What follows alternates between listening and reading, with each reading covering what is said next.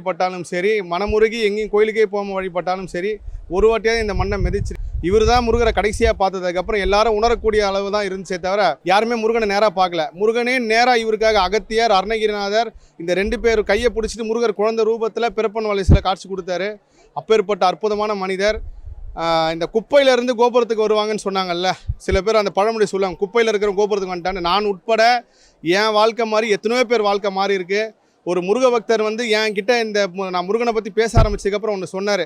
ஐயா, நான் விடிஞ்சால் தற்கொலை பண்ணிக்க போகலான்னு சொல்லி நான் இந்த இடத்துல படுத்தேன். யாரோ ஒருத்தர் உனக்கு சாவு கிடையாதுன்னு சொல்லிட்டு போனார் அப்படின்னாரு. அன்னிலேருந்து ஒரு வாழ்க்கை மாதிரி இன்றைக்கி ஒரு வண்டி கடை வச்சு வாழ்ந்துக்கிட்டு இருக்காரு. ஒரு அற்புதம் 2 அற்புதம் இல்லை, என்னோட சர்க்கிளே ஒரு 150-200 பேர் இருக்காங்க இந்த பாமன் சாமிகளால் வாழ்க்கை கிடைக்கப்பெற்று.